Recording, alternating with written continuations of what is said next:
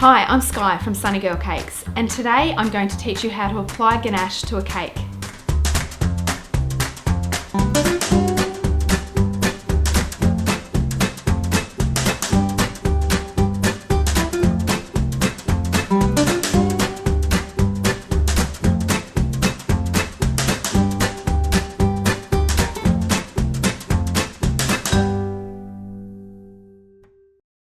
Ganaching is one of the most important steps to achieving a beautiful finish on your cake. When I asked my Instagram followers what they'd like to learn, the responses were how to get a smooth finish, how to get sharp corners, and how to achieve straight edges. The way to do this is to get your ganaching right. Ganaching can get a little bit messy, so I've popped my apron on. I feel more comfortable with it on. What you'll need today to ganache your cake is a turntable, a baseboard. You'll need some pre-prepared ganache. Excuse my children's names on the top. Your cakes that have been trimmed, the tops have been trimmed off. A level, a serrated knife, a cranked handle spatula. I've got 2 scrapers, some sticky tape, and a couple of boards, one for the base, one for the top. Okay, let's get started. The first thing I want to talk about is the way your ganache may have set. You can see here that it's gotten quite hard. I've let it set overnight, but it's actually a little bit too hard to use. So I'm going to give it a quick zap in the microwave, not for very long, 10 to 15 seconds, but just do it in short bursts to ensure that you don't overdo it. And then give it a stir just to soften it up a little bit to make it more usable. Okay, so now you can see that the ganache has softened up after that bit of a zap in the microwave. And this is much more the consistency that you're after for ganaching your cake. So the next thing I'm going to do is add a little bit of water to these paper towels and use them as a non-slip mat. They don't need to be drenched, just a little bit damp. I'm going to pop one underneath, and then this is going to stop my baseboard from slipping around. I'm going to pop another one underneath the baseboard for my cake. So this is the board that the cake is going to be ganached to. I'm using a 6-inch board with a 6-inch cake. Next, I'm going to take my cakes and I'm going to make sure that I take the baking paper off the bottom of the cakes. So we don't want that. I'm going to add some ganache to the bottom, and that's going to secure the cake to the board. As you can see, I've already trimmed the tops of these cakes off, so they are perfectly flat. I'll talk about how I do that in my tips and tricks videos. The next step is to add some ganache to the center, to the middle of the cake. So adding ganache to the middle of the cake adds a really lovely moisture and dessert element to the cake. I'm adding it to the center of the cake and pushing it to the edges, and it's okay if it falls over to the sides. The next thing I'm going to do is put the other half of my cake on top.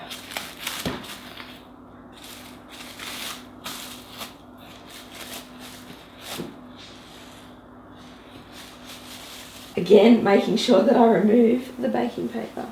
Now we want to make sure that it's straight and that there's no cake hanging over the edges of the board. The board's going to be our guide to get a perfect ganached cake. What I'll do now is run my spatula around the edges of the cake, just smoothing those bits that were squashed out from the sides. Once I've done that, I'll take my scraper and I'm going to run it around the edges. I'm resting it up against the board and I'm turning the turntable just to check that there's no cake overhanging.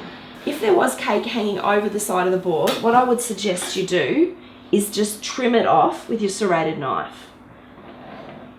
In this case, we don't need to. The next step is to create a top that we can use to make these perfect edges. So what I'm going to do is use another board the same size as my cake board underneath, and this is going to act as a lid. We're going to build it up to make a beautiful smooth edge. To do that, I use, which I probably didn't tell you earlier, Glad Go-Between. This is fantastic product because it doesn't stick to the ganache. So I'm going to pop this board on here and I'm going to use sticky tape to stick it down. Once I discovered this technique, it made all my ganaching dreams come true.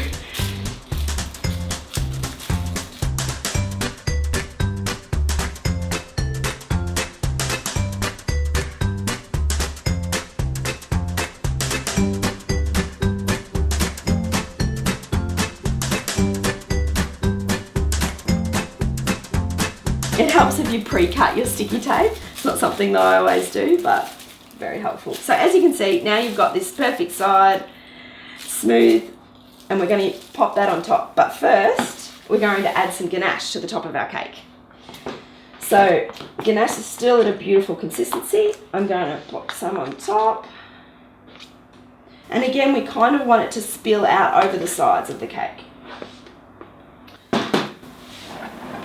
So working that around and letting it just spill over the sides of the cake, but leaving some on top.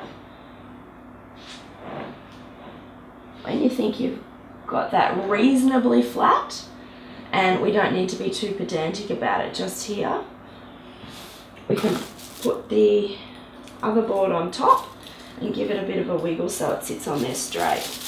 Now I use this great little level to get a bit of an idea of whether it's straight or not. I must admit, I'm not a perfectionist, but I do my best to get as close enough. Because we've got a bit of ganache on there, we can give it a bit of a wobble and then make it as close to perfect as we can. So I can see that looks pretty good. The other thing that we want to do is get our two scrapers and make sure that it's on straight so that we don't have one side leaning out this way and one side leaning out this way. So what we do now is just squeeze those two together that way and move it around again, squeeze them together that way, squeeze them together, and then you can make sure that you're going to have straight sides. And that's important when you're looking at a finished cake. Okay. Now I'm going to use my scraper and run around the sides. So just holding onto the top of the cake, not applying too much pressure, scraping around the sides. Now you'll find you'll get excess ganache like this. What I do is just wipe that back into my ganache and keep turning. Once I've gone around once, I'll add some more ganache. So now we're just filling in the gaps between the top board and the base board.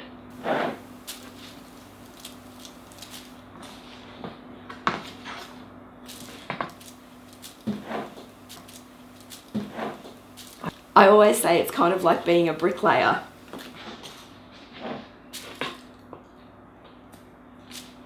So at this point, it doesn't need to be perfect because we're going to run around again with the scraper and get all the excess ganache off. So I've pretty much gone all the way around. You can see there's bits hanging off everywhere. I'm going to take my scraper and just run around, and as you can see, it's getting much closer to perfect. Once you've gone around a couple of times,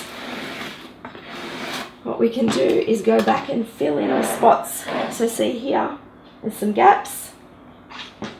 We'll just go back around, fill them all in again. Again, it doesn't have to be perfect because we're going to scrape it. Okay,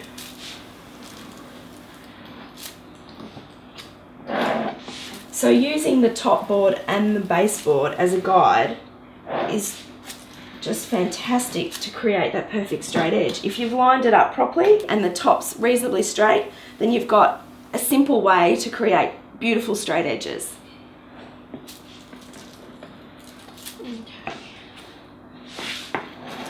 So I'm at a point now where I would stop. I'll just take any of these excess bits off here. And what I would do now, I would leave that to set overnight and then we will finish it off. So with the miracle of television, I'll get out my already ganached cake. This one I did yesterday. and we're going to finish it off. So as you can see, whereas this one is still soft, this one's gotten quite hard, but you can see it's not perfect. So what I'm going to do now is go around and get that perfect finish. The perfect finish will be valuable for when we're putting the icing on.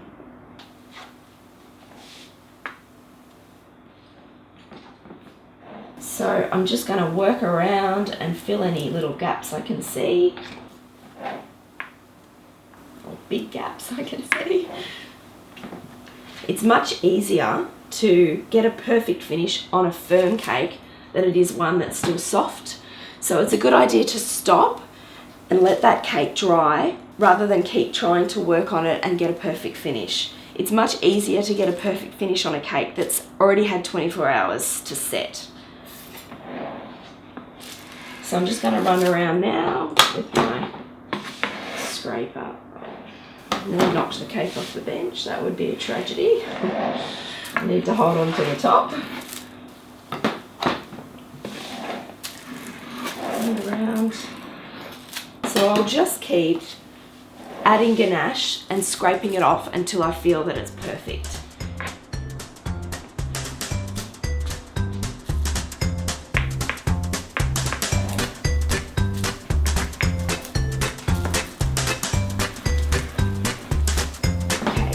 To get there now.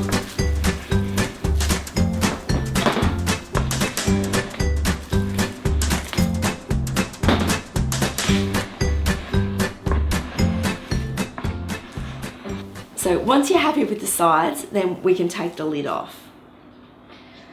What I'm going to do is just grab my scissors and cut through the plastic. And you'll see, because this is non-stick, it's simple. You just take your board off, get rid of all those bits and it can be used again. And then we can simply lift the lid off and it's almost perfect. So because the sides have set, you've got a really good edge to work with and we just need to fill in those little gaps on the top. So I'll take some more ganache and I'm just going to work around.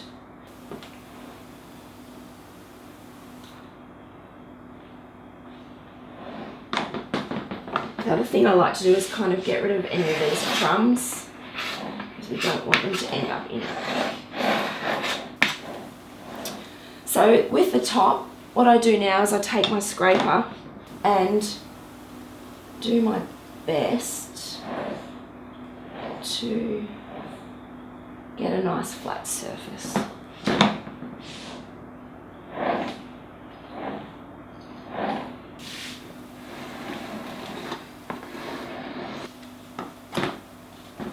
Sometimes it helps to have your ganache a little bit softer than when you're doing the sides, just to get more of a perfect finish on the top.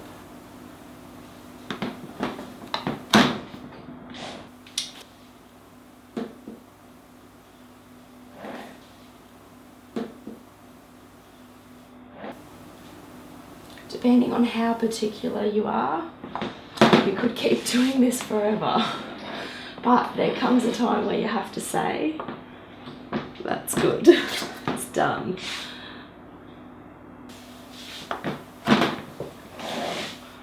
What I'm going to do now is let the cake sit and let it just set a little bit on the top. Because we've only just done the top's still a little bit wet. I'm going to clean up around the sides.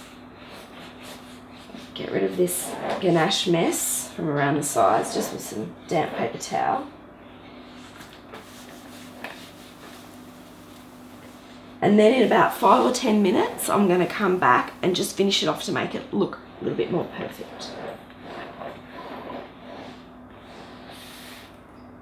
So I've let this cake sit for about 5 minutes now under the air conditioning, and I'm just going to have a quick look and see whether, yes, it looks pretty good to me, which is good, but it's not finished yet. So what I want to do now is just run over it with a hot scraper, and that's just to smooth off any of the bumps and things. So I've got some boiling water and I'm just going to drop my scraper into the boiling water and then just run around, and you can see it gives it a bit more of a smoother finish.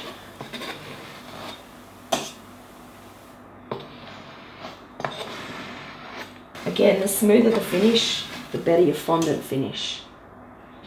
With the top, we want to try not to dig any holes in it. And it's okay to drip a little bit of water on the top of your cake, and then just to run the hot smoother over the top, and you can see how it's smoothing it out all beautifully. You don't want to overdo it, and then you're going to start just to make a mess.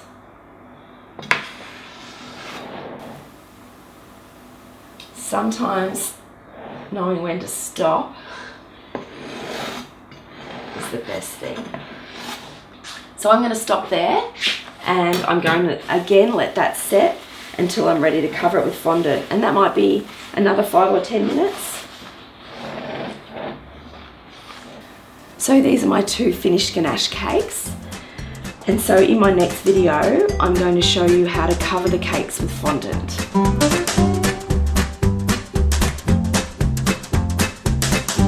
For photos of my beautiful designs, please check me out on Instagram at sunnygirlcakes and also on Facebook.